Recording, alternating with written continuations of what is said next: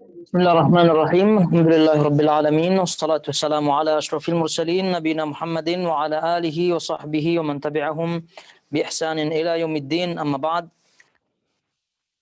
Ayuhal akhwatil akhawat, jamaah semua yang dirahmati Allah Azza wa Jal. Tentunya tetap kita bersyukur dan mengucapkan alhamdulillah rabbil alamin kepada Allah Subhanahu wa taala yang telah memberikan kita segala macam nikmatnya yang tentunya dan pastinya kita tidak mampu menghitungnya. Dan dengan nikmat-nikmat yang banyak tersebut kita bisa hadir dan diberikan taufik oleh Allah Subhanahu wa taala untuk melanjutkan kajian ini dan mengikutinya insyaallah taala. Semoga Allah memberikan kita keikhlasan dalam setiap amalan kita, ucapan, perbuatan, dan seterusnya. Kita bermohon kepada Allah untuk diterima di sisinya Rabbul Alamin. Baik, sekarang kita akan melanjutkan kembali bahasan kitab Kasyfus Syubhat, yang tentunya kitab atau risalah yang ditulis oleh Syekh Muhammad bin Abdul Wahhab rahimahullah ta'ala. Dan kita akan memasuki syubhat yang ke-8. Ya, memasuki syubhat yang ke-8. Sehingga silahkan buka bukunya halaman 33 dari buku terjemah yang dibagikan. Nah, tapi sebelum kita masuk ke syubhat yang ke-8 ini, kita ulang sedikit berkaitan dengan syubhat yang ke-7. Karena mungkin ada sebagian yang tidak memahaminya atau memahami maksud daripada Syekh di sini. Baik, jadi kita ulang lagi dari syubhat yang ke-7 sebelum masuk syubhat yang ke-8. Baik. Jadi kata beliau rahimahullahu taala pada syubhat yang ke-7, ya tentu kita sebutkan poin-poin 1, 2, 3, 4, 5, 6, 7 dan seterusnya daripada syubhat. Itu tentu dari melihat apa yang beliau sebutkan di sini. Kalau tidak disebutkan 1, 2, 3, 4, 5. Oleh karena itu bagi yang memiliki buku itu ditanda, ya, ditanda atau dicatat, ditulis ini syubhat 1, syubhat 2, dan syubhat 3 dan seterusnya, supaya kalau membaca dan mengulangi lagi buku ini atau risalah ini mudah memahaminya dan tentunya ya cepat mengingat apa yang pernah didapatkan. Baik, jadi syubhat yang ke-7 kata beliau rahimahullahu taala di sini, fa in qala ana la usyriku billahi syai'a hasya wa kalla walakin al-iltija ila salihin laisa bisyirkin, sampai akhir kata beliau, dan kita langsung lihat terjemahnya. Lalu kalau dia mengatakan, nah ini tentu syubhat, dan ini termasuk tadi kita sebutkan syubhat yang ke-7. Kalau dia mengatakan sama sekali saya tidak mempersekutukan Allah dengan suatu pun. Sama sekali saya tidak mempersekutukan sesuatu pun dengan Allah, atau mempersekutukan Allah dengan sesuatu pun, sama. Dan itu hasya wa kalla. Jadi jauh, ya. Jadi sekali-kali tidak, kata beliau. Kata syubhat ini, sekali-kali tidak. Akan tetapi berlindung, iltija kepada orang-orang soleh bukanlah perbuatan syirik.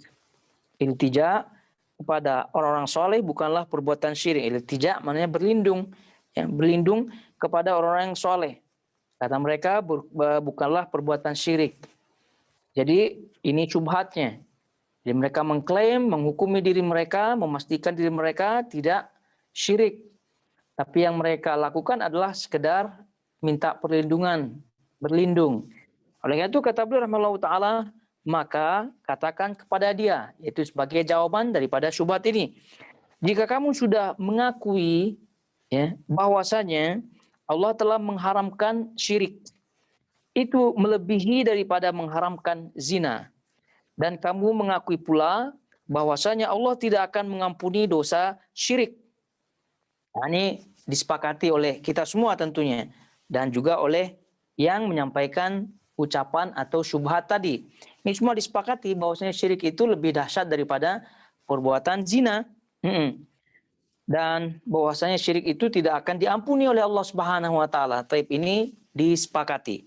Kemudian kata beliau, maka masalah apa yang diharamkan Allah dan dia sebut bahwasanya dia tidak akan mengampuninya itu, mungkin ini banyak yang tidak paham kalimat terjemahnya ini. Jadi lalu apa gitu maksudnya di sini adalah apa yang diharamkan atau apa yang dimaksud dengan syirik tersebut yang lebih dahsyat daripada zina, yang tidak akan diampuni, gitu. Jadi apa masalah-masalah, ya gitu, apa bahasan-bahasan atau dosa-dosa atau rincian, boleh disebut, apa rincian yang diharamkan Allah dan disebut bahwasanya dia tidak akan mengampuninya itu, apa rinciannya? Nah ini apa sebagai jawabannya. Jadi kalau tadi disepakati bersama bahwa syirik itu lebih dahsyat, lebih besar dosanya di sisi Allah daripada zina, daripada membunuh dan seterusnya. Kemudian juga dosa syirik itu tidak akan diampuni oleh Allah Subhanahu wa taala. Lalu apa rinciannya?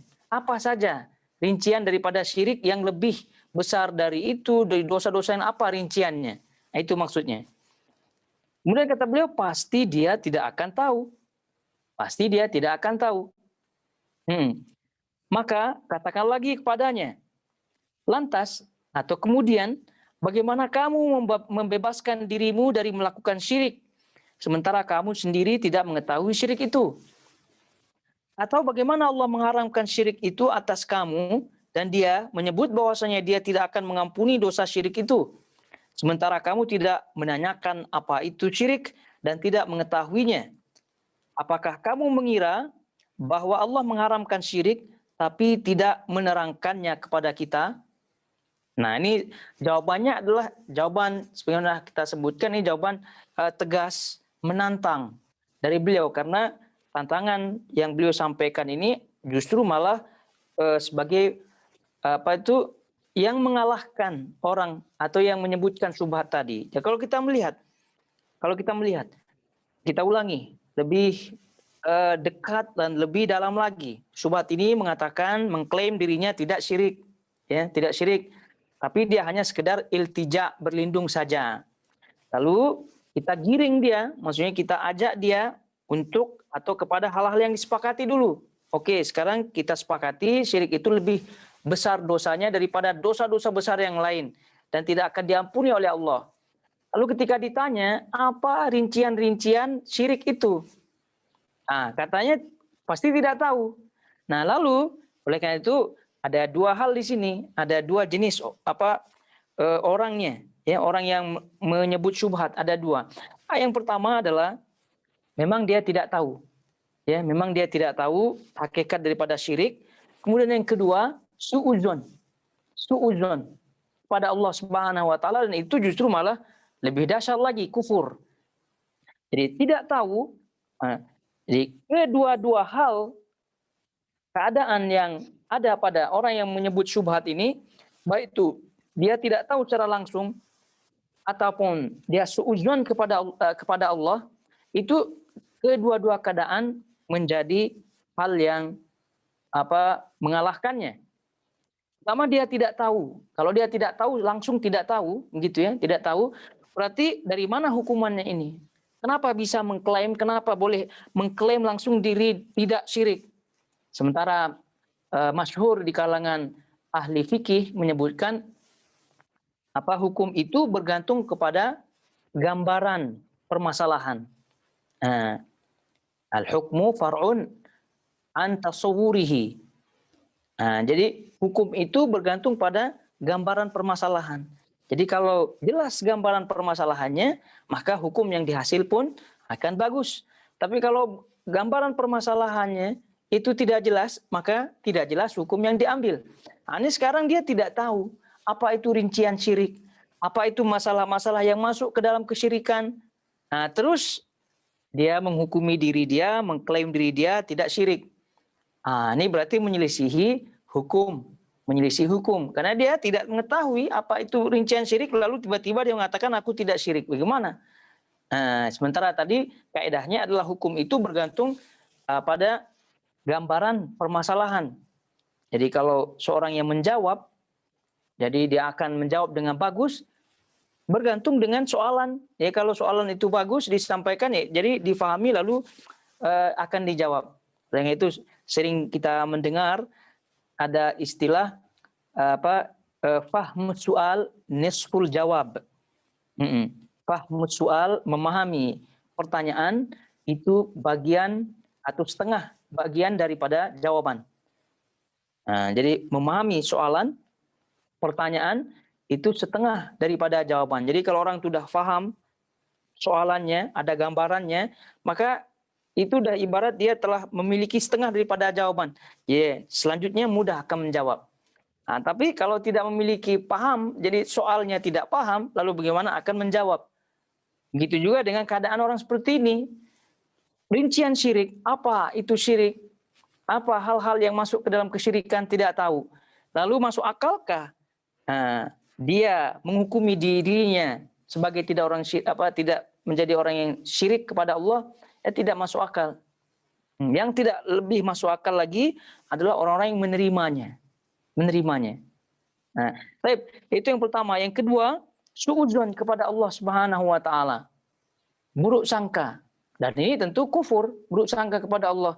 Jadi bagaimana bentuk buruk sangkanya? Seperti yang beliau sebutkan di sini, beliau sebut di sini cuma kita ringkas saja supaya lebih paham.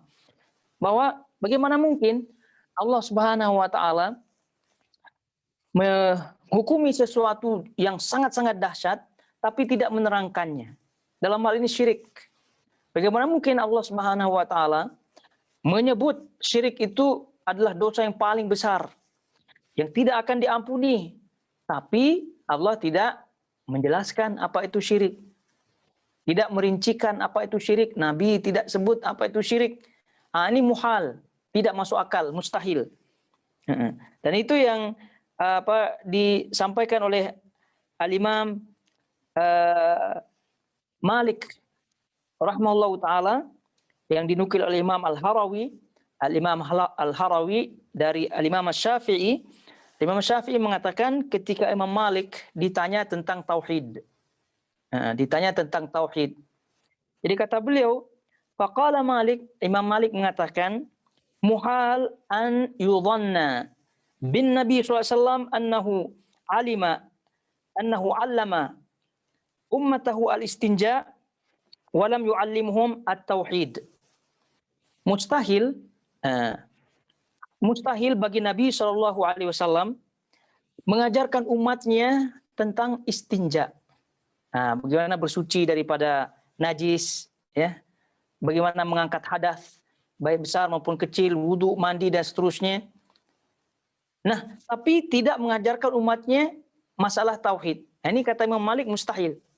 Mustahil bagi Nabi SAW ya, mengajarkan umatnya istinja, tapi tidak mengajarkan umatnya tauhid. Ini masuk akal apa tidak? Tidak masuk akal. Karena yang masalah remeh, masalah yang kecil yang berkaitan dengan istinja, itu saja Nabi SAW ajarkan umatnya. Misal pakai 3 batu kalau istinja, itu diajarkan.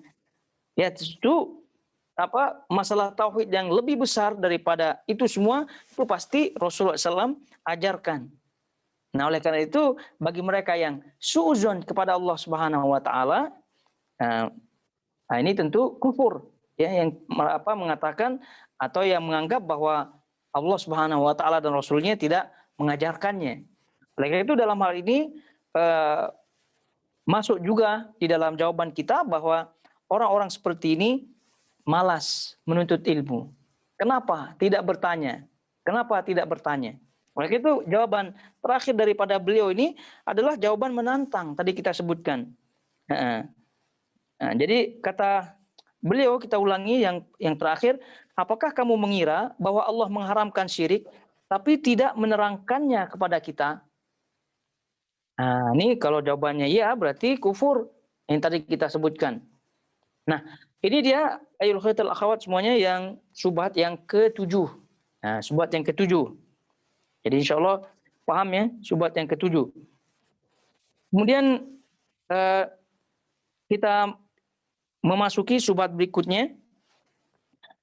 Kata beliau rahimahullahu taala di sini, fa in qala asyirku ibadatul asnam wa nahnu la na'budul asnam. Faqul lahu ma ma'na ibadatil asnam. Tadhunnu annahum ya'taqiduna anna tilkal ahjar wal akhshab takhluqu wa tarzuqu wa tudabbiru amra man da'aha fahada yukadzibuhul Qur'an. Kata beliau, syubhat yang ke-8. Apabila dia mengatakan syirik itu menyembah berhala-berhala. Nah, ini syubhat yang ke-8. Berarti dia mengira hanya menyembah berhala saja. Itu syirik. Kalau yang lain-lain, ya apalagi tadi berlindung, apalagi mohon doa, kemudian tawasul, minta syafaat, itu semua tidak termasuk syirik menurut mereka. Karena menurut mereka yang hanya syirik adalah menyembah berhala. Sebagaimana halnya orang-orang kufar zaman dahulu. Kata beliau rahimahullahu taala, maka jawablah.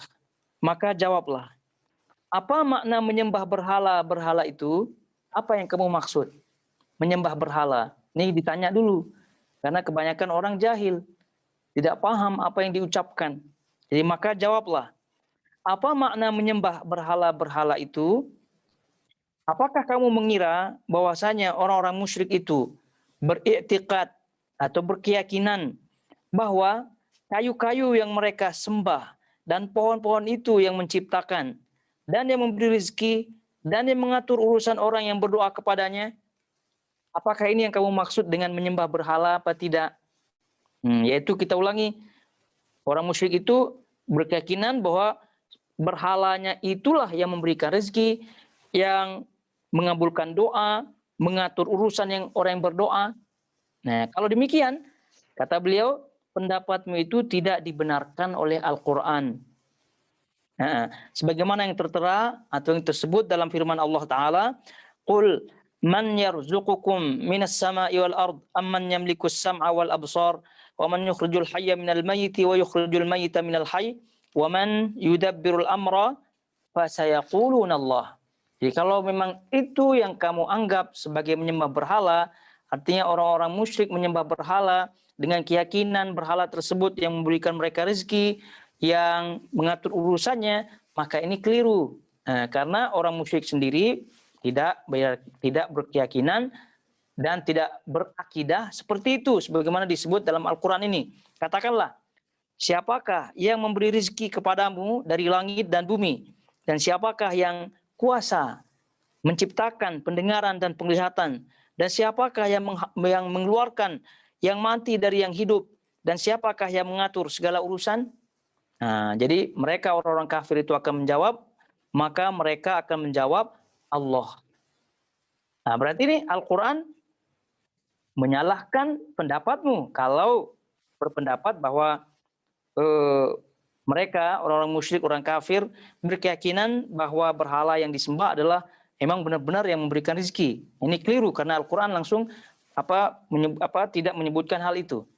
Baik. Kemudian kata beliau, jika dia mengatakan, si yang punya syubhat ini mengatakan lagi, jika dia mengatakan orang-orang yang menunjukkan pemujaan kepada kayu atau suatu batu atau bangunan di atas sebuah kuburan atau yang lainnya seraya berdoa kepada benda-benda itu dan menyembelih kurban demi untuknya, bahwasanya benda-benda itu dapat mendekatkan kami kepada Allah dengan sedekat-dekatnya dan dapat menolak bala dari kami dengan barokahnya.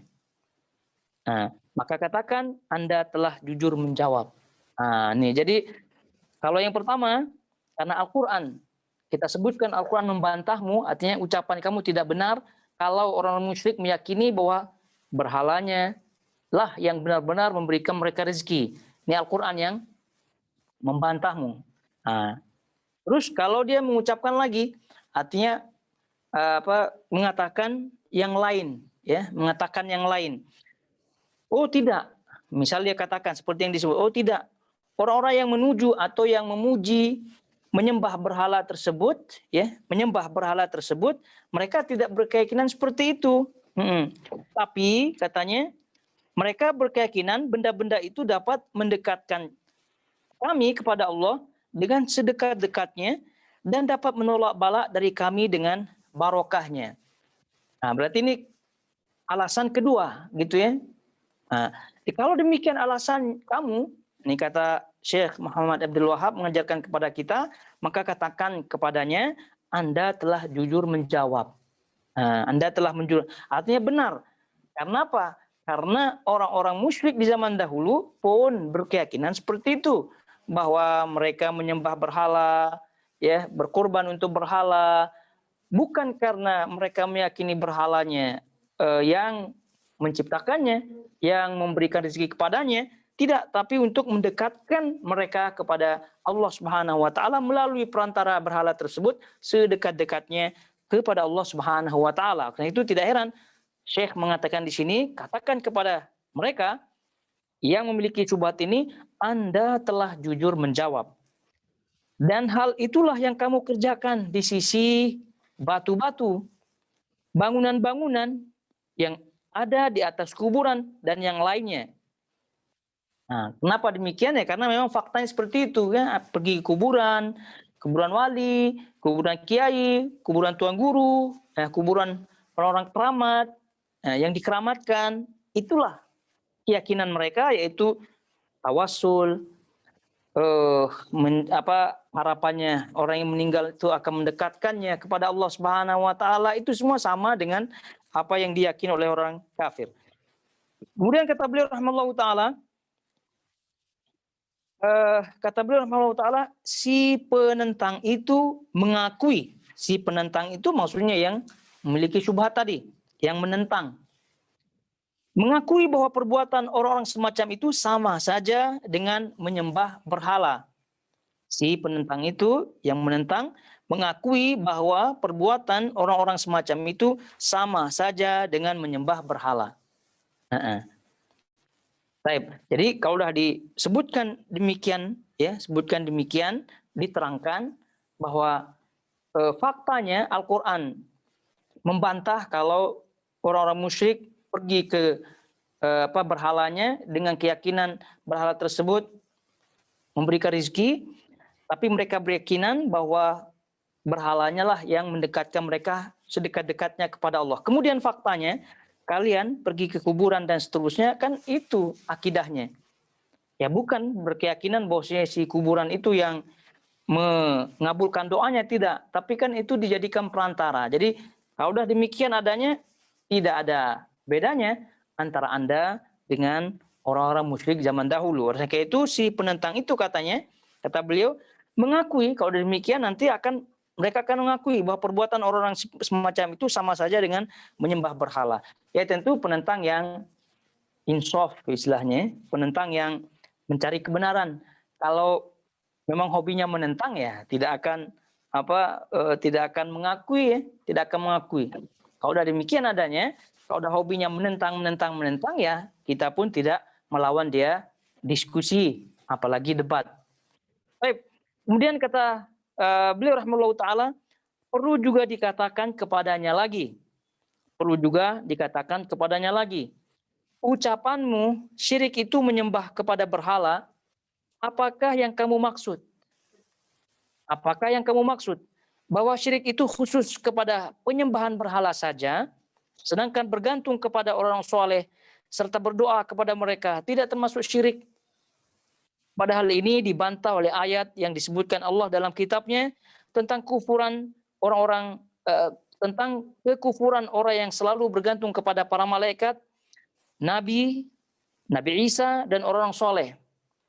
Nah, ini kata beliau juga menambahkan. Jadi supaya lebih jelas lagi untuk memahamkan bahwa apa yang mereka perbuat, apa yang mereka yakini itu benar-benar sudah ada di dalam Al-Quran bantahannya.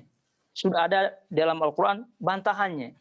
Jadi keyakinan bahwasanya syirik itu adalah hanya menyembah kepada berhala saja. Ya tadi kita sebutkan apa makna menyembah berhala. Kalau makna menyembah berhala, meyakini Allah, meyakini berhala tersebut memberikan rezeki? Ya tentu tidak. Karena orang musyrik kan keyakinannya bukan seperti itu. Keyakinannya berhala tersebut mendekatkan dia kepada Allah sedekat-dekatnya. Nah, faktanya kalian seperti itu. Nah, ini kalau mengakui maka selesai masalah. Nah, kalau tidak, ya ditambah lagi. Lalu apa maksudmu nih seperti yang tadi kita bacakan? Ya. Apakah yang kamu maksud bahwa syirik itu khusus kepada penyembah berhala saja? Sedangkan bergantung kepada orang soleh serta berdoa kepada mereka tidak termasuk syirik.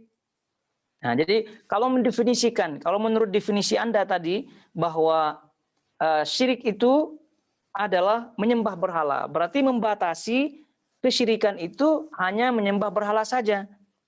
Nah, lalu kalau bergantung, berdoa kepada malaikat, Nabi Isa, sebagaimana ayat-ayat sebelumnya itu tidak termasuk syirik. Ya, ini tentu tidak masuk akal juga. Karena Al-Quran menyebutkan demikian. Al-Quran menyebutkan demikian. Nah, karena apa? Karena di dalam Al-Quran tadi kita sebutkan bahwa Allah Subhanahu wa taala tidak atau melarang kita menyekutukannya dengan sesuatu pun. Nah, gitu. Jadi itu larangannya. Jadi larangan terhadap syirik ini umum. Tidak menyekutukan Allah Subhanahu wa taala dengan sesuatu pun. Jadi sesuatu ini umum. Nah, jadi di dalam Al-Qur'an tidak disebut janganlah kalian menyekutukan Allah dengan berhala. Tidak disebut demikian. Karena kalau menyebutkan janganlah menyekutukan Allah dengan berhala, berarti membatasi kesyirikan itu hanya berhala. Tapi tidak demikian. Al-Quran tidak berbicara demikian. Ya, Al-Quran menyebutkan janganlah kalian syirik, jangan kalian menyekutukan Allah dengan sesuatu pun. Jadi sesuatu pun ini umum. Nah, umum. Jadi masuk berhala, masuk orang saleh, masuk malaikat dan seterusnya. Oleh karena itu ditanya, kata beliau perlu juga dikatakan kepadanya, gitu. Nah, ucapan syirik itu menyembah kepada berhala, apakah yang kamu maksud bahwa syirik itu khusus kepada atau hanya menyembah berhala saja? Sedangkan bergantung kepada orang saleh serta berdoa kepada mereka tidak termasuk syirik. Nah, ini tentu tidak demikian adanya. Oleh karena itu kata beliau, padahal ini dibantah oleh ayat yang disebutkan Allah dalam kitabnya tentang kekufuran orang yang selalu bergantung kepada para malaikat, Nabi Isa, dan orang soleh. Kemudian kata beliau rahimahullah ta'ala, maka wajib kamu akui bahwasanya orang yang mempersekutukan seseorang dari orang-orang soleh dalam beribadah kepada Allah, bentuk syirik yang semacam itu adalah bentuk syirik yang tercantum di dalam Al-Quran, dan memang inilah kesimpulan bahasan yang dicari. Nah, maksudnya bergantung kepada selain Allah, tidak hanya berhala, itulah kesyirikan yang disebut di dalam Al-Quran. Bagaimana kesyirikan orang-orang yang mengatakan Isa sebagai Tuhan. Bagaimana mereka bergantung kepada Isa, bergantung kepada malaikat tadi kita sebutkan. Itu semua sudah disebutkan dalam Al-Quran bahwa itu sebagai kenyataan syirik yang paling nyata. Nah, lalu dari sini diketahui bahwa salah, keliru besar kalau membatasi kesyirikan hanya kepada menyembah berhala saja. Misal bentuk patung dan seterusnya. Baik. Kemudian kata beliau, dan memang inilah kesimpulan bahasan yang dicari. Nah, kemudian rahasia masalah ini adalah jika dia mengatakan. Nah, jadi rahasia maksudnya poin masalah ini adalah jika dia mengatakan, saya tidak syirik, tidak mempersekutukan Allah. Maka tanyakan kepadanya, apakah sebenarnya arti syirik kepada Allah itu? Coba jelaskan arti syirik itu kepadaku. Kemudian jika dia mengatakan syirik itu adalah menyembah berhala, maka katakan, lalu apa makna menyembah berhala itu? Coba jelaskan kepadaku. Nah, ini tentu kesimpulan untuk mengulang lagi apa yang beliau sebutkan sebagai kesimpulan. Kita ulangi, maka katakan lalu apa makna menyembah berhala itu? Coba jelaskan kepadaku. Itu ada footnote 15. Kita lihat, makna menyembah berhala adalah menjadikan berhala sebagai wasithah, perantara yaitu bahwa penyembah berhala itu berupaya mendekatkan diri kepadanya dengan sesuatu yang dianggapnya dapat mendekatkan diri kepada Allah. Seperti dengan melakukan penyembelihan kurban untuk berhala-berhala itu, bernazar dan berdoa kepadanya, seperti yang dilakukan orang-orang musyrik yang menyembah orang-orang mati. Nah, ini definisi menyembah berhala, ya, definisi menyembah berhala yang benar. Nah, bukan definisinya menyembah berhala itu meyakini berhala itu yang memberikan rezeki, yang mematikan dan sebagainya. Karena itu keliru. Karena orang musyrik zaman dahulu tidak demikian keyakinannya. Lain halnya dengan orang-orang yang memang betul-betul menyembah jin, berhala dan seterusnya, ya memang ada orang-orang seperti itu. Tapi yang dimaksud di sini adalah seperti yang disebutkan. Kemudian jika dia mengatakan, saya hanya menyembah Allah semata, hanya menyembah Allah saja, maka katakan, apakah makna menyembah Allah semata itu? Maksudnya apa makna tauhid, ya, menyembah Allah, beribadah kepada Allah semata? Coba jelaskan kepadaku. Jika dia menjelaskan kalimat itu dengan apa yang sudah dijelaskan Al-Quran, maka jawaban itulah yang diharapkan. Nah, baik. Kemudian kata beliau rahimahullahu taala, akan tetapi dia tidak mengetahui hal itu. Nah, ini kebanyakan, ya, kebanyakan. Jadi orang yang mengatakan syubhat-syubhat tadi kebanyakannya tidak paham, ya, kebanyakannya tidak paham apa yang mereka sebutkan, apa yang mereka sebutkan sebagai syubhat atau sebagai alasan, mereka tidak tahu. Dan tadi kita sebutkan hukum itu akan bagus, ya, akan tepat, ya, sesuai dengan gambarannya. Jadi kalau orang itu tidak memiliki ilmu lalu mengklaim diri mereka ini dan itu, ya tentu ini tidak akan menjadi hukum yang tepat. Akan tetapi kata beliau, dia tidak mengetahui hal itu. Nah, dan jika dia menafsirkan hal itu tidak sesuai dengan makna sebenarnya, maka hendaknya Anda jelaskan kepadanya ayat-ayat yang menjelaskan tentang syirik kepada Allah dan makna menyembah berhala-berhala. Nah, ini tentu kita jelaskan kepada mereka, ya, karena mereka jahil. Sekali lagi, karena mereka jahil. Atau kata beliau, jelaskan kepadanya bahwa hal itulah yang dilakukan oleh sebagian orang pada zaman ini. Dan jelaskan pula bahwa menyembah Allah semata, tiada sekutu baginya, itulah yang membuat mereka menentang kami dan berteriak sebagaimana kawan-kawan mereka para jahiliyah telah berteriak sambil mengatakan, aja'alal alihata ilahan wahida inna hadza la syai'un ujab. Mengapa ia menjadikan Tuhan-Tuhan itu hanya yang satu saja? Sesungguhnya ini benar-benar sangat mengherankan. Jadi ini kata beliau rahimahullahu taala, ya, kepada orang-orang yang mengatakan syubhat seperti itu, bahwa kata beliau rahimahullahu taala, jelaskan kepada mereka apa makna syirik, sebutkan ayatnya, dan juga kata beliau jelaskan pula bahwa menyembah Allah semata atau berdakwah, gitu maksudnya, berdakwah kepada tauhid, itulah yang membuat mereka menentang kami, ya, dan berteriak sebagaimana kawan-kawan mereka para jahiliyah. Nah, jadi kita jelaskan bahwasanya berdakwah kepada dakwah tauhid itu memiliki musuh-musuh, ya, memiliki, sebagaimana halnya dari zaman Nabi sampai zaman sekarang ini memiliki musuh-musuh.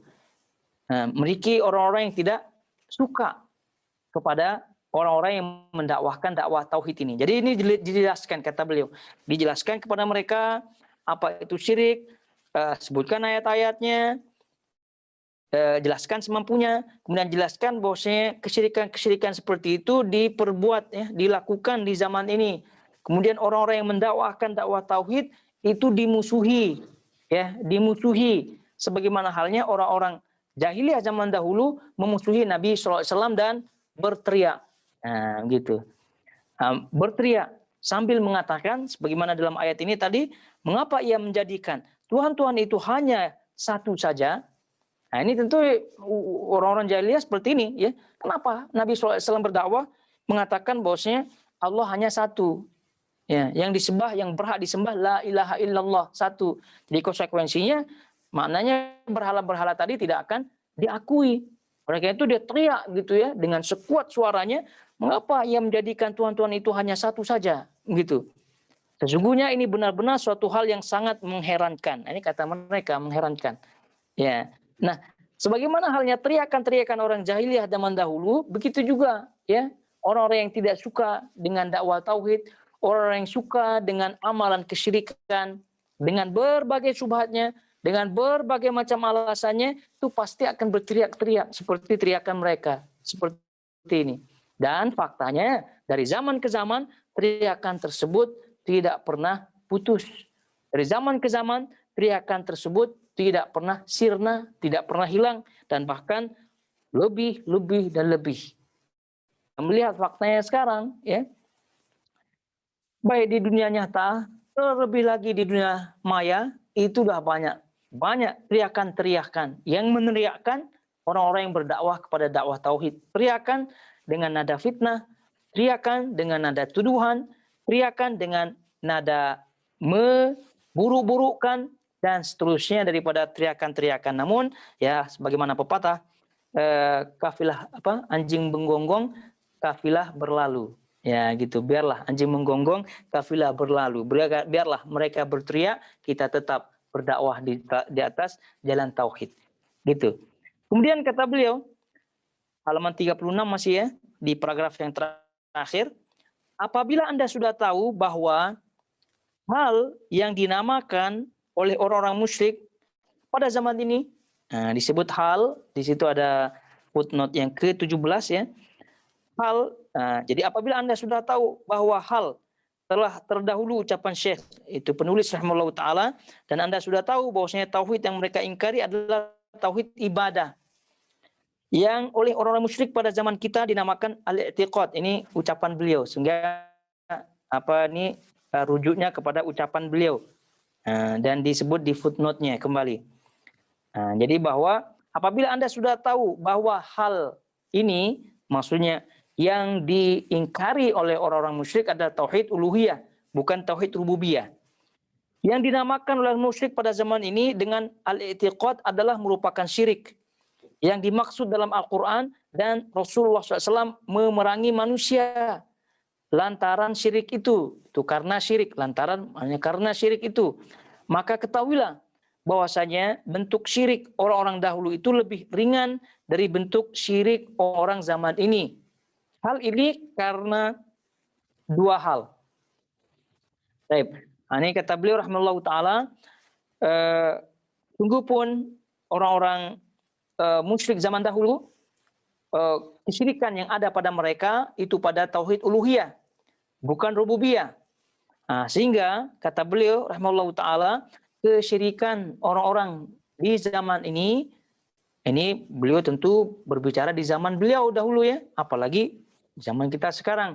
Karena zaman ya, seiring dengan akhir zaman, seiring dengan tuanya zaman, maka seiring itu keburukan-keburukan banyak.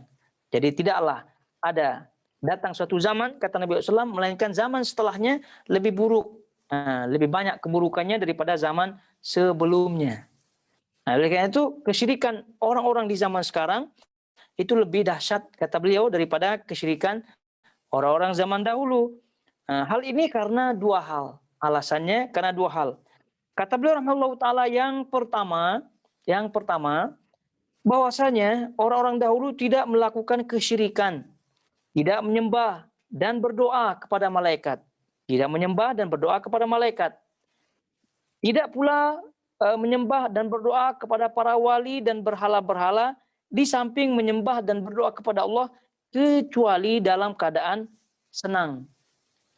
Kecuali dalam keadaan senang.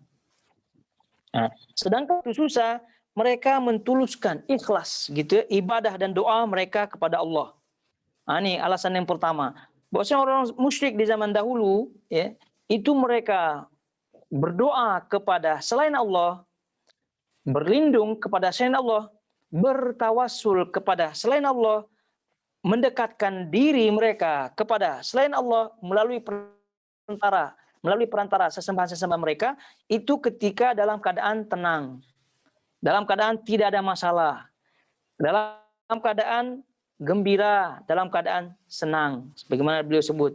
Nah, tapi sedangkan di waktu susah, musibah, terjepit di atas kapal, itu kata beliau rahimahullah taala, mereka mentuluskan, maksudnya mengikhlaskan betul ibadah dan doa mereka kepada Allah Subhanahu wa taala seperti firman Allah yang disebut dalam surah Al-Isra ayat 67.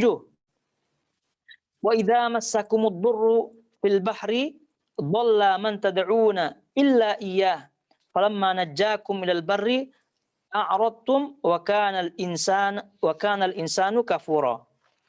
Baik. Dan apabila kamu ditimpa bahaya di lautan. Nah, ini ketika dalam keadaan terjepit susah. Dan apabila kamu ditimpa bahaya di lautan, niscaya hilanglah siapa yang kamu seru kecuali Dia. Hilanglah berhala-berhala, hilanglah apa yang lain-lainnya kecuali Dia, yaitu Allah Subhanahu wa taala. Maka tatkala Dia, yaitu Allah, menyelamatkan kamu ke daratan, kamu berpaling, mengulangi lagi kesalahannya, mengulangi lagi kesyirikannya, dan adalah manusia itu selalu tidak berterima kasih. Ini kata Allah Subhanahu wa taala, wa kanal insanu kafura, dan adalah manusia selalu kufur, yaitu kufur tidak mengingkari nikmat-nikmat Allah Subhanahu wa taala. Betapa banyak orang-orang seperti ini, naudzubillah min dzalik. Semoga Allah melindungi kita dari hal ini. Ya, tidak hanya perkara kritikan, tidak ya. Ya, banyak di antara kita yang mendekat kepada Allah Subhanahu wa taala hanya ketika ada hajatnya saja. Salah apa tidak? Ya tidak salah. Nah, tapi sebagai adabnya, ya tentu Allah Subhanahu wa taala akan lebih mengabulkan doa-doa orang yang mengingatnya ketika senang, ya, daripada orang-orang yang hanya mengingatnya ketika dalam keadaan susah saja. Dan itu yang disebut oleh Nabi Shallallahu Alaihi Wasallam. Ya, itu yang disebut oleh Nabi SAW, bahwasanya orang-orang yang mengingat Allah Subhanahu Wa Taala ketika senang, ya, ketika dalam keadaan tenang, itu Allah Subhanahu Wa Taala akan ingat mereka ketika dalam keadaan susah, ketika dalam keadaan susah. Maka itu tidak hanya dalam masalah syirik saja, dan ini sebagai peringatan kepada kita semua tentunya bahwa mari dan hendaklah kita mengingat Allah Subhanahu wa taala, berdoa kepada Allah Subhanahu wa taala dalam keadaan apapun, baik dalam keadaan senang maupun dalam keadaan susah. Sehingga dengan demikian Allah Subhanahu wa taala mengingat kita, kemudian Allah Subhanahu wa taala tentunya mengabulkan permohonan doa-doa kita. Itu dia. Apalagi dalam keadaan atau permasalahan syirik. Naudzubillah min dzalik. Kemudian kata beliau rahimahullahu taala halaman 38, dan firman Allah, qul ara'aitakum in atakum adzabullah aw atatkumus sa'atu aghairallah tad'un in kuntum shadiqin bal iyyah tad'una fayakshifu ma tad'una ilaihi in syaa wa tansawna ma tusyrikun. Kata Allah Subhanahu wa taala, katakanlah, bagaimana pendapat kalian jika datang siksaan Allah kepadamu atau datang kepadamu hari kiamat? Apakah kamu menyeru Tuhan selain Allah? Jika kamu orang yang benar, jawab. Jika kalian orang benar, apakah kalian akan seru selain Allah? Ya, gitu. Ketika datang siksaan Allah kepadamu, ya tentu jawabannya tidak. Bahkan hanya Dialah yang kalian seru, maka Dia menghilangkan bahaya yang kamu berdoa kepadanya jika Dia menghendaki, dan kamu tinggalkan sesembahan-sesembahan yang kamu sekutukan dengan Allah. Surah Al-An'am ayat 40 sampai 41. Ini dah jelas. Ini keadaan orang musyrik zaman dahulu ya. Ini keadaan orang musyrik zaman dahulu. Sehingga ini termasuk alasan kenapa orang-orang musyrik di zaman kita sekarang ini lebih dahsyat, ya, lebih buruk daripada orang musyrik zaman dahulu. Karena orang musyrik zaman dahulu ketika senang saja mereka lupakan Allah. Tapi ketika susah mereka benar-benar ikhlaskan doanya kepada Allah Subhanahu wa taala. Kemudian kata beliau rahimahullahu taala, ini banyak beliau kutip nukil ayat supaya lebih jelas begitu, bahwa kesyirikan di zaman dahulu, di zaman jahiliyah zaman dahulu ketika Nabi SAW diutus, itu ternyata kesyirikan yang ya syirik juga sih, Syirik juga, tapi tidak seperti syirik di zaman sekarang. Nah, oleh karena itu beliau banyak menukilkan ayat ini supaya kita lebih paham. Sehingga kalau sudah kita paham, kita semakin bersemangat untuk menyelamatkan orang-orang tersebut dari kesyirikan. Dan Allah berfirman, kata beliau halaman 39, wa idza massal insana durrun da'a rabbahu muniban ilaih summa idza khawwalahu ni'matan minhu nasiya ma kana yad'una ilaihi min qablu wa ja'ala lillahi andadan liyudilla an sabilih qul tamatta' bi kufrika qalila innaka min ashabin nar. Dan apabila manusia itu ditimpa kemudaratan, dia memohon pertolongan kepada Tuhannya dengan kembali kepadanya. Kemudian apabila dia memberikan nikmatnya kepadanya, lupalah dia akan kemudaratan yang pernah dia berdoa kepada Allah untuk menghilangkannya sebelum itu. Dan dia mengada-adakan, membuat sekutu-sekutu bagi Allah untuk menyesatkan manusia dari jalan Allah. Katakanlah, bersenang-senanglah dengan kekafiranmu itu sementara waktu. Sesungguhnya bersenang-senanglah dengan kekufuran itu sementara waktu. Sesungguhnya kamu termasuk penghuni neraka. Surah Zumar ayat 8. Naudzubillah min dzalik. Ini adalah orang-orang yang lupa diri semuanya seperti ini. Tapi lupa dirinya ketika senang. Ketika senang. Oleh karena itu tidak heran beliau menyimpulkan kesyirikan zaman dahulu itu lebih dahsyat. Kemudian lagi disebut dan firman Allah halaman 40, wa idza ghasyiyahum maujun kadzulali da'awullaha mukhlishina lahuddin. Dan apabila mereka dilamun ombak, maksudnya diterjang ombak. Nah, mereka diterjang ombak. Dan apabila mereka diterjang ombak yang besar seperti gunung, mereka menyeru Allah dengan memurnikan ketaatan kepadanya dalam menjalankan agama. Nah, mereka ada macam-macam janjinya, ya, ketika dalam keadaan terjepit, ya, berdoa benar-benar. Dan ini banyak terjadi kebanyakan, ya, di antara kita. Dan semoga Allah menyelamatkan kita semua dari sifat-sifat seperti ini, yaitu mengingat Allah, berjanji pada Allah ketika dalam keadaan sempit saja. Dan itu dari sini tidak heran Nabi SAW menyebutkan orang yang bernazar adalah orang yang bakhil. Ya, orang yang bernazar itu hakikatnya adalah orang yang bakhil. Kenapa demikian?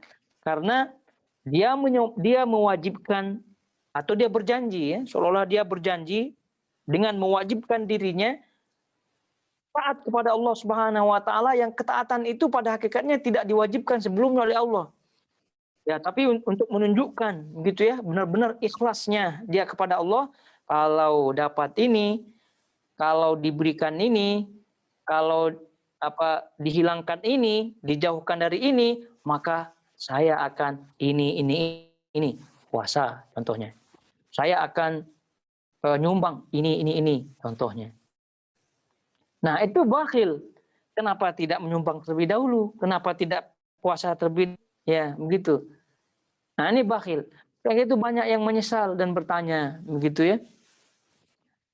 Ya, ketika anaknya sakit, nazar. Ya Allah, kalau Engkau sembuhkan anakku ini, maka seluruh gajiku ini lillahi ta'ala. Saya akan sedekahkan. Terus kemudian rumah yang ada di sini, saya akan sedekahkan lillahi ta'ala. Sebagian tanah ini saya akan wakafkan gitu. Baru setelah itu dia menyesal.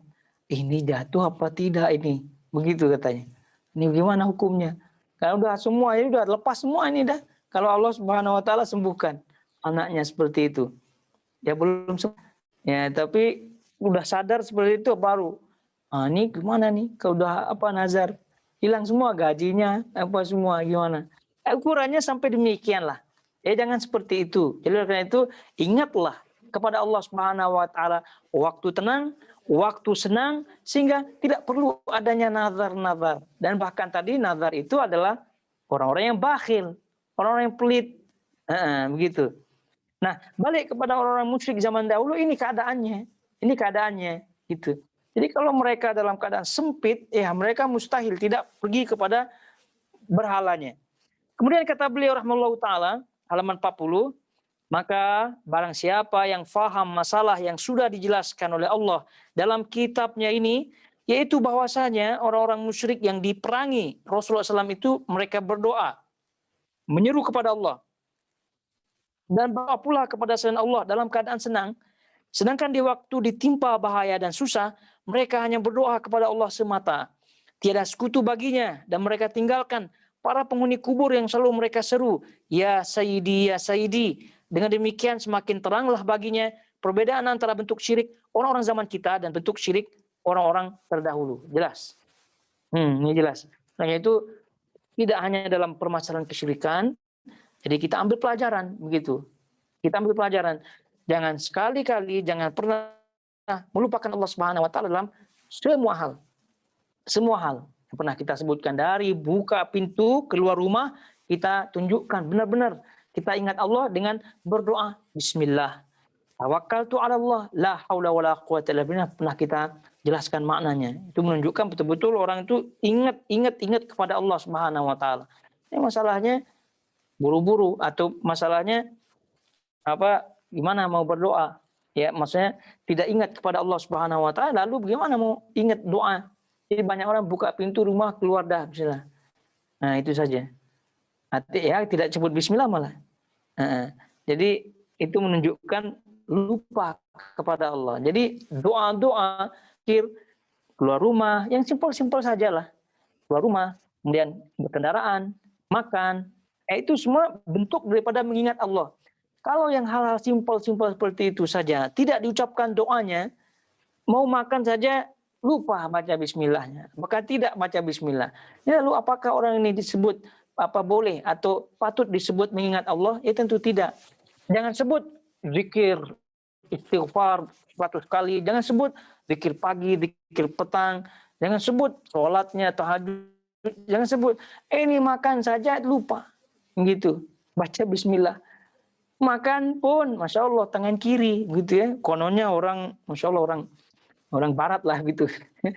Gitu gimana? Doanya mau dikabulkan oleh Allah Subhanahu wa taala, ketika senang lupa. Yang sepele saja, masalah yang sepele saja lupa Allah Subhanahu wa taala. Makan tadi kita sebutkan. Apalagi yang lain-lain.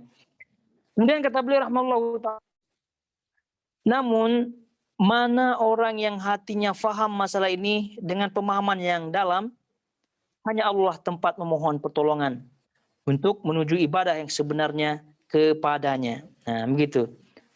Kata beliau, namun mana orang yang faham masalah ini dengan pemahaman yang dalam, maksudnya sangat sedikit orang yang hatinya atau yang berpemahaman, itu maksudnya. Sering baca Quran, dan bahkan kita lewati ini, kalau kan Ramadan pasti paling kurang 1 kali khatam. Gitu, paling kurang sekali, ada 2 kali. Kalau 1 tahun ya, kalau ini kita berbicara orang rajin ya, itu mungkin ya 2-3 kali lah. Artinya ayat-ayat seperti ini banyak disebut ya oleh Allah Subhanahu wa taala. Namun mana orang yang hatinya paham masalah ini dengan pemahaman yang dalam? Mana orangnya? Ya kalau memang paham, ya pasti mereka tidak membesar-besarkan masalah tawasul yang tidak dibenarkan. Pasti tidak ada lagi, kalau di Indonesia ada istilah wisata religi, gitu ya, wisatanya wisata religi. Tidak ada lagi keberkahan-keberkahan yang di luar yang dibenarkan oleh Allah. Kalau paham, tapi tidak ada paham. Dan banyak lagi. Karena itu Ibnu Qayyim rahimahullahu taala dalam Madarijus Salikin juga menyebutkan hal ini. Ya. Banyak ayat-ayat yang menyebutkan Allah Subhanahu wa taala memutus sebab-sebab atau memutus atau membantah malah orang-orang yang berbuat syirik. Qul ud'ul ladzina za'amtum min dunillah. Jadi katakanlah kepada yang kalian klaim Tuhan selain Allah. Itu menunjukkan adanya Tuhan selain Allah.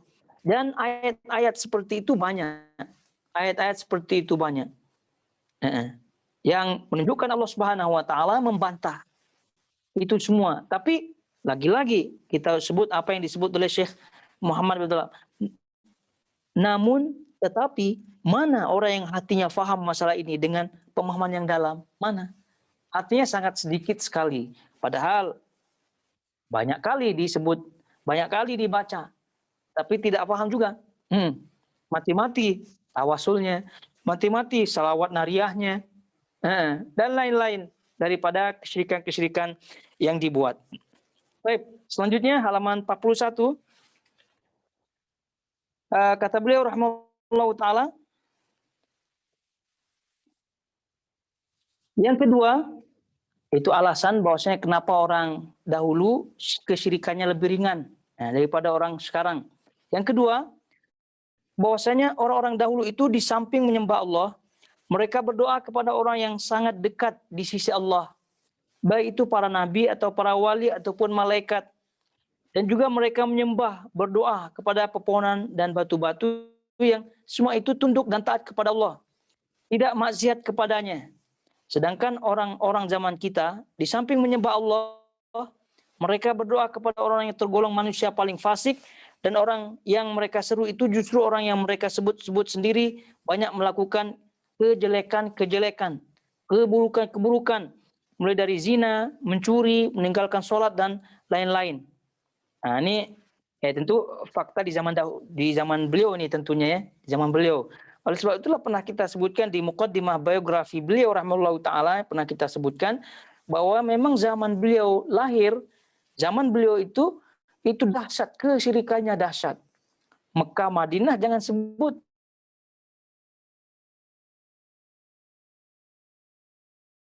Tawasul kepada batu, kepada apa begitu, kepada orang-orang yang beliau sebut di sini. Yang kalian sebut sendiri banyak melakukan dosa-dosa melalui dari zina, mencuri, meninggalkan sholat dan lainnya. Itu pun dimintai oleh mereka. Alhamdulillah. Dan kita lihat footnote-nya 19, bahkan sampai mereka menceritakan keburukan, kejelekan-kejelekan itu dan menganggapnya termasuk karomah-karomah seperti dipaparkan oleh Asy'arani dalam buku-bukunya. Dan ini banyak ya. Kitab-kitab sufi terutama ya, kitab-kitab sufi yang mengatakan berdalih tentang karomah begitu. Ya, jangan sebut mereka sholatnya di mana kok tidak sholat Jumat, sholatnya di Mekah katanya. Jadi banyak hal-hal yang tidak masuk akal. Ini kalau kita sebut ya, kenapa ada orang seperti itu? Ya ada orang seperti itu yang tidak luar biasa, tidak masuk akal. Ya. Dan kalau kita lihat juga ya di Nusantara pun ada ya, orang-orang gila disebut gus ya, disebut wali, ada itu ya. Kenapa demikian ya? Memang asalnya seperti itu. Jadi kalau di orang zaman dahulu gitu ya, orang zaman dahulu mana ada orang gila disebut wali? Tidak ada. Tidak ada di zaman dahulu. Tapi kalau zaman sekarang betapa banyak orang-orang gila disebut wali. Betapa banyak orang-orang yang mengaku tidak sholat, atau betapa banyak faktanya mereka tidak sholat ya, dengan alasan-alasan yang aneh-aneh, sholat di Mekah lah, aneh-aneh sudah taraf yakinlah begitu ya, taraf yakinlah, sudah taraf ma'rifat lah begitu, banyak alasan-alasannya sehingga faktanya dia tidak sholat ya, tapi tetap saja disebut wali. Itu zaman dahulu tidak ada, kata beliau, tidak ada. Di zaman sekarang itu malah merajalela. Itu dia. Oleh karena itu tidak heran kemusyrikan di zaman sekarang itu lebih dahsyat daripada kemusyrikan di zaman dahulu. Oleh karena itu kita yang hidup di zaman sekarang, yang Allah berikan kita taufik untuk mengenal apa itu tauhid, mengenal apa itu syirik, ya tentu kita harus benar-benar bersemangat ya. Yang pertama sekali mengisi diri dengan menuntut ilmu, memahami, dan tidak pernah bosan belajar tauhid dengan kitab apapun, sekecil kitab apapun. Itu menunjukkan bahwasanya kita benar-benar semangat. Ini ada orang diulang kitab usul salasa, usul salasa lagi, memang tidak ada kitab lain gitu. Nanti diulang kitab kasbul syubhat, kasbul syubhat lagi, kita sudah tadi hari dah khatam kan. Kalau ditanya syubhat pertama apa jawabannya ya, dia bingung. Dia lupa. Jadi kebanyakan masalah seperti itu. Jadi disebutkan seperti ini oleh para ulama kita supaya benar-benar mengisi diri. Kenapa kesyirikan zaman sekarang itu dahsyat? Sebagaimana halnya penyakit-penyakit duniawi virus-virus yang ada, corona saja boleh berkembang biak atau menjadi besar begitu ya. Ya, apalagi penyakit-penyakit seperti ini. Karena itu jangan pernah putus semangat dalam belajar, terutama belajar tauhid, dan jangan pernah bosan. Ya. Walaupun kitab yang dipelajari sudah berkali-kali dikhatam, tapi tetap. Jadi untuk menyemangatkan diri, mengisi diri, dan lebih memahamkan diri. Kemudian kata beliau rahimahullah ta'ala, orang yang beriktikad terhadap orang soleh dan sesuatu yang tidak maksiat kepada Allah, seperti kayu dan pohon, tentunya lebih ringan daripada orang yang beriktikad terhadap orang yang ia sendiri melihat kefasikan dan kerusakannya, dan ia menyaksikan dengan jelas. Nah, mana satu yang lebih parah? Mana satu yang lebih dahsyat? Yang kedua lah, begitu. Jadi kalau yang pertama, orang yang beriktikad terhadap orang soleh dan sesuatu yang tidak maksiat kepada Allah, nanti dia syirik, benar syirik. Tapi orang-orang yang dia berdoa kepadanya itu dia tidak maksiat, gitu. Tapi yang kedua, di zaman kita ini banyak orang-orang yang dipuja-puja, tapi bermaksiat kepada Allah Subhanahu Wa Taala. Dipuja-puja, tapi bermaksiat kepada Allah Subhanahu Wa Taala. Kayak itu pertama sekali yang kita lihat berkaitan dengan memuji orang, apalagi berguru kepada orang, itu dilihat dari segi zahirnya. Gitu, zahirnya sesuai dengan sunnah apa tidak, gitu. Jadi kalau zahirnya saja tidak sesuai dengan sunnah, apalagi batinnya. Batinnya mana tahu kita, dia baik, dia rajin ibadah, dia Allah alam. Ya, kita tidak tuduh dia bohong, kita tidak tuduh bohong, tidak. Tapi susah untuk dipercayai kalau zahirnya saja tidak mengikuti sunnah Rasulullah SAW. Ya, zahirnya saja susah, berat. Ya, dengan banyak alasan gitu. Lalu bagaimana kita mau percaya batinnya, gitu. Jadi ini harus benar-benar sebagai pertimbangan pada kita semua. Jadi orang yang beriktikad sekali lagi terhadap orang soleh dan sesuatu yang tidak maksiat kepada Allah seperti kayu dan pohon, tentunya lebih ringan daripada orang yang beriktikad, berkeyakinan terhadap orang yang ia sendiri melihat kefasikan dan kerusakannya, dan ia menyaksikan dengan jelas. Lebih berat. Orang gila, ya, disebut gus, disebut wali. Naudzubillah min dzalik. Kemudian kata beliau, apabila sudah jelas bagi Anda bahwasanya orang-orang yang pernah diperangi Rasulullah SAW adalah orang-orang yang paling ringan kesyirikannya dari orang-orang musyrik sekarang, maka hendaklah Anda tahu sesungguhnya mereka mempunyai syubhat yang mereka kemukakan, mereka sebutkan sebagai jawaban terhadap apa yang sudah kami sebutkan. Dan syubhat ini adalah syubhat yang terbesar. Makanya pusat pendengaran Anda baik-baik terhadap jawaban dari syubhat itu. Gitu, maksudnya serius begitu. Ini bukan main-main. Artinya mereka banyak syubhat-syubhat. Ya, mereka banyak memiliki akal-akalan untuk menentang, untuk membantah dakwah-dakwah ini. Jadi mereka pun ya bukan kurang ilmu lalu tidak pandai menjawab. Ya, justru malah orang yang kurang ilmu ini yang banyak jawabannya. Ya, begitu. Oleh karena itu kata beliau nih, perhatikan benar-benar masalah ini. Baik, ayyuhal akhwat rahmani wa rahmakumullah semuanya. Jadi melihat apa yang beliau sebutkan serius, ya. Beliau sebutkan, beliau tulis supaya kita benar-benar fokus, ya, membahas dan mendengar jawaban-jawabannya. Maka kita pending saja jawaban-jawaban yang beliau sebutkan dan kita bahas insyaallah pada pertemuan berikutnya pada kajian Kasyfus Syubhat yang akan datang. Sekali lagi semoga Allah Subhanahu wa taala memberikan kita pemahaman dan mampu memberikan kefahaman kepada orang lain, dan Allah memberikan kita taufik untuk mengamalkan segala apa yang kita ketahui dan kita menghadap Allah Subhanahu wa taala dalam keadaan Allah ridha kepada kita, husnul khatimah. Ustaz, jadi kalau seandainya orang itu juga tidak paham bahwa dia tidak tahu bahwa yang punya siapa tadi, dia belum terhukum itu. Apa kalau dia sendiri belum paham bahwa yang dilakukan itu adalah kesyirikan, itu dia tidak 100% terhukumi syirik atau gimana? Tergantung, dah kita bahas mengenai udzur bil jahl. Apakah orang ini mendapatkan udzur dengan kejahilan seperti itu apa tidak? Nah, itu tergantung. Dan dah kita sebutkan kalau sekira lingkungan tempat dia hidup memungkinkan dia tidak belajar dan tetap dia dalam keadaan bodoh seperti itu, tidak tahu ya, maka dia tidak mendapatkan dispensasi istilahnya. Tidak mendapatkan keringanan terhadap kejahilannya. Karena kan sebenarnya dalam lingkungan itu dia selalu harus menuntut ilmu. Harus apa namanya? Iya, kan. Ya. Jadi kecuali kalau dia hidup di tengah hutan. Nah, misal bisa aja boleh saja dia baru masuk Islam, kemudian ditugaskan oleh negara pergi ke hutan atau menjaga apalah gitu. Maksudnya begini, kalau yang itu oke ya di hutan, tapi kalau orang-orang yang dalam lingkungan tawasul kepada orang-orang saleh gitu kan dia juga akhirnya terfokus pada itu.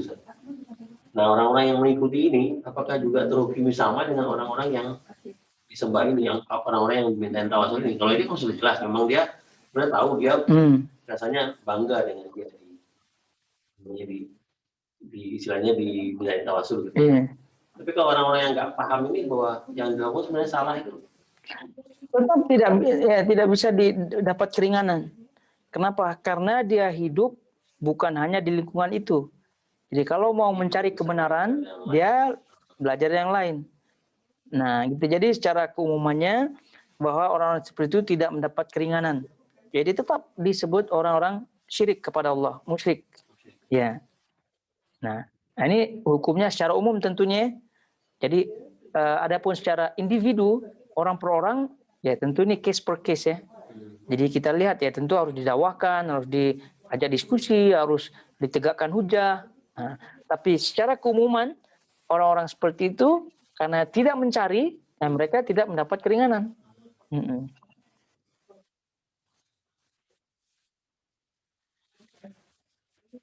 Karena kalau yang terjadi di zaman Nabi kan mereka memang menentang. Memang menentang Rasulullah kan, bahwa enggak, yang benar itu adalah kita yang melewatin orang-orang soleh yang sudah meninggal ini. Akhirnya terjadi apa namanya, benar-benar perang di perang Badar itu kan, dua-dua berdoa kepada Allah.